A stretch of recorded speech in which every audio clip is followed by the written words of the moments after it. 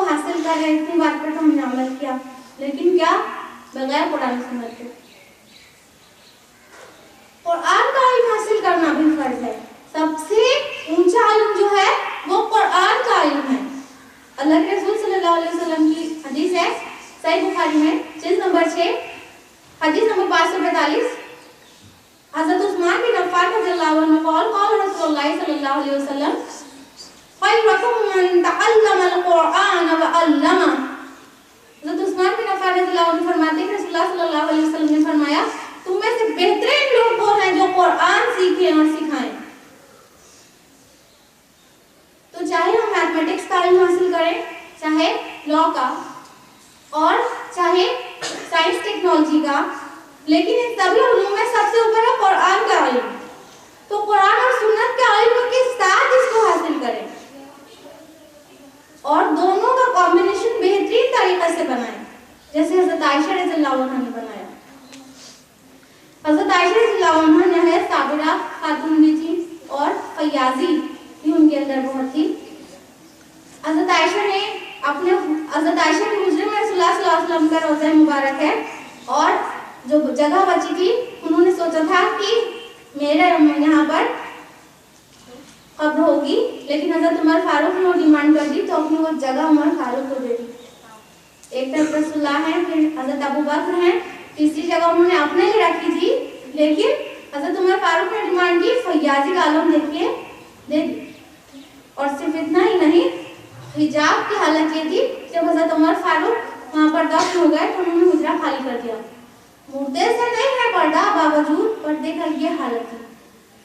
ایک MBBS MD خاتون, چاہے وہ ڈگری ان کے پاس نہیں تھی, علم اور ذہانت کے بحاف پر کہہ رہے ہیں, وہ خاتون جو ایکسپرٹ ہے میڈیسن میں, میتھمیٹکس میں, وہ خاتون جو ایکسپرٹ ہے لٹریچر میں, ہسٹری میں, اس کو حجاب کی انتہا دیکھیے. کیا ہمارے لیے یہ کمبینیشن پاسبل نہیں؟ آج بھی ایسی بھی بہنیں موجود ہیں جو مکمل حجاب میں رہ کر اپنی تعلیم حاصل کرتی ہیں, چاہے وہ ڈاکٹر ہی کیوں نہ ہو, اور پریکٹس کر رہی ہیں اپنے حجاب کے ساتھ. تو یہ پاسبل ہے. یہ سارے بہانے بازیاں تب ہوتی ہیں جب ہم ویسٹرن ورلڈ سے بہت متاثر ہو جاتے ہیں, تو ہم سوچتے ہیں یہ کھل کے زیادہ اچھی لگ رہی ہیں, ہم ان سے انسپائر ہو جاتے ہیں, اور پھر ہم بہانے بازی کرنے لگتے ہیں اب ماڈرن ایجوکیشن گین کرنا اتنا آسان نہیں ہے, اور وہ بھی تو ضروری ہے. ہمیں دیکھنا چاہیے ان خواتین کو. حضرت عائشہ رضی اللہ عنہ نہایت صابرہ خاتون بھی تھی. واقعہ عفق آپ کو معلوم ہوگا, آپ میں سے کئی لوگوں کو معلوم ہوگا, جب غزوہ بنی مصطلق سے واپسی میں حضرت عائشہ کا ہار گم ہو گیا تھا تو اس کو لینے کے لیے وہ گئی تھی, اور پھر قافلے میں چھوٹ گئی تھی. اور پھر بہت لمبی حدیث ہے جو کہ صحیح بخاری میں, صحیح بخاری جلد نمبر 2 کتاب التفسیر, بہت لمبی حدیث ہے, بہت مختصر میں بتائیں گے. تو حضرت عائشہ مس ہو گئی تھی قافلے سے, اور قافلہ آگے بڑھ گیا, پھر وہیں بیٹھ کر انتظار کرنے لگی. اور اس کے بعد صفوان بن معطل رضی اللہ عنہ قافلے کے پیچھے چلتے تھے, وہ آئے اور اِنَّ لِلَّهِ وَإِنَّا إِلَيْهِ رَاجِعُونَ بولا. حضرت عائشہ کی آنکھ کھلی, اونٹنی پہ سوار ہو گئی, جا کر قافلے سے مل گئی. بیچ میں ایک رات بھی گزر چکی تھی, اور دوپہر کے موقع پر بالکل عین دوپہر میں قافلے سے جا کر مل گئی. جب منافقین نے دیکھا تو بہت واویلا مچا دیا کہ نبی کی بیوی اور کسی کے ساتھ رات گزار کے آئی, معاملات میں معاملات. اس طرح سے بہت ساری باتیں ہونے لگی. حضرت عائشہ کو کچھ پتہ نہیں تھا, گھر پہنچی, بیمار ہو گئی, 1 مہینہ کے لیے اپنی والدہ کے گھر چلی گئی. ایک بار ام مصطح کے ساتھ جب رفع حاجت کے لیے گئی تھی تو ام مصطح نے وہ بتا دیا کہ تمہارے خلاف ایسی ایسی افواہیں پھیلی ہوئی ہیں. تو ان کو بہت تکلیف ہوئی, بہت تکلیف ہوئی. وہ 2 رات 1 دن لگاتار ان کے آنسو رکے نہیں. پھر رسول اللہ صلی اللہ علیہ وسلم جب تشریف لائے تو رسول اللہ صلی اللہ علیہ وسلم نے فرمایا کہ اے عائشہ, اگر تم نے خطا کیا ہو تو اللہ سے توبہ کرو, اور اگر نہیں کیا ہو تو اللہ تعالیٰ تمہاری برات نازل کر دے گا.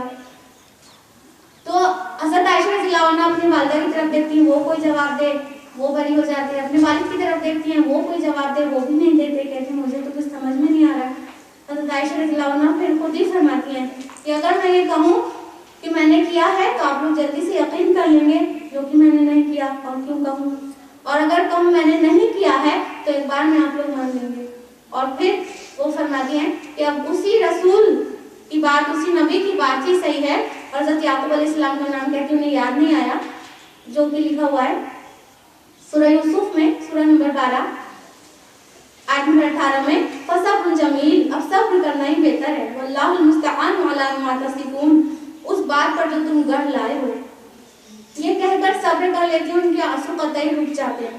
اسی عین حالت میں وحی آنا شروع ہو جاتی ہے، سب لوگ حجرے سے باہر ہو جاتے ہیں۔ جب وحی کی حالت جاتی رہتی ہے تو رسول اللہ صلی اللہ علیہ وسلم کے چہرے پر تبسم ہوتا ہے، اور پھر فرماتے ہیں عائشہ اللہ نے تمہاری برات نازل کر دی، اور بتایا کہ سورہ نور سورہ نمبر 24 آیت نمبر 11 سے لے کے 20 تک میں واقعہ عفق موجود ہے۔ 10 آیتیں ایک خاتون سے ریلیٹڈ، اس کی پاک دامنی سے ریلیٹڈ۔ جب وہ سنتی ہے کہتی مجھے تو یقین ہی نہیں ہو رہا تھا اللہ تعالیٰ نے میرا ذکر قرآن میں کیا ہے جو قیامت تک پڑھا جائے گا۔ میں تو یہ سمجھ لیتی اللہ تعالیٰ ضرور رسول اللہ کو خواب میں دکھا دے گا یا کسی طرح پتہ چل جائے گا میری پاک دامنی کا۔ تو جب صبر اس عالم کا ہو تو کیوں نہ اللہ قرآن میں ذکر کرے، ایک خاتون کا ذکر 10 آیتوں میں لگاتار اس کی پاک دامنی کا ذکر۔ تو یہ وہ خاتون ہے جن کو اللہ نے قرآن میں یاد رکھا ہے۔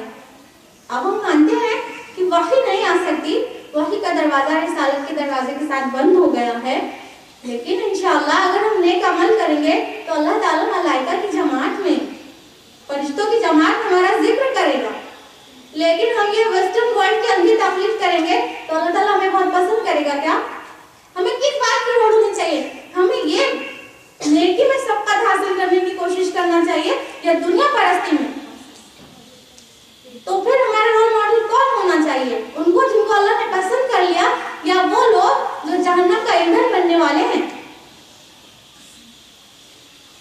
اس کے علاوہ حضرت مریم کا صبر، حضرت مریم علیہ السلام، ان کی آزمائش کس طرح وہ آزمائش میں 100% پاس ہو گئی، اللہ تعالیٰ نے اسے کتنا بڑا کام لے لیا۔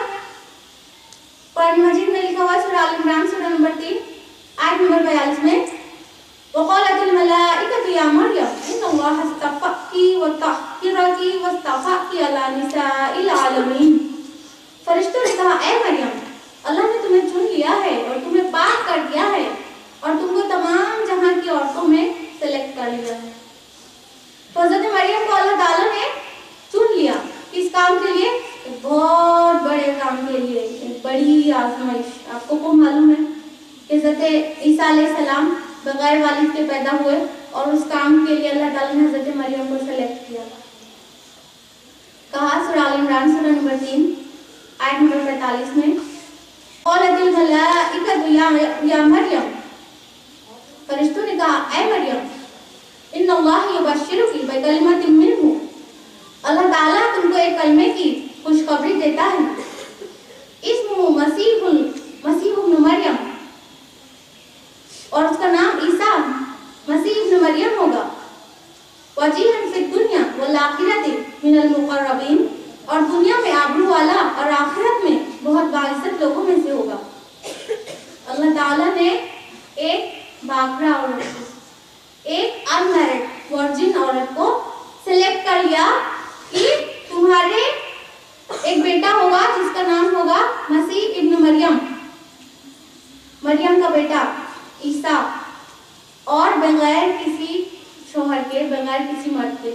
اللہ تعالیٰ کو اپنی قدرت کی نشانی دکھاتی تھی، اس نے چن لیا۔ حضرت مریم ان کا جواب ہے، نوٹ ہے سورہ آل عمران میں سورہ نمبر 3 آیت نمبر 47 میں، فرمایا کہ اے رب مجھے کیسے ہوگا بیٹا، مجھے کسی بشر نے نہیں چھوا آج تک۔ تو جواب آیا کہ اسی طرح ہوگا، اللہ تعالیٰ جو کچھ کرنا چاہتا ہے بس کہہ دیتا ہے کن فیکون، وہ ہو جاتا ہے۔ تو اللہ تعالیٰ کا یہ جواب تھا، اور حضرت مریم پریگننٹ ہو جاتی ہیں، اور تمام معاشرے سے اکیلے لڑنا۔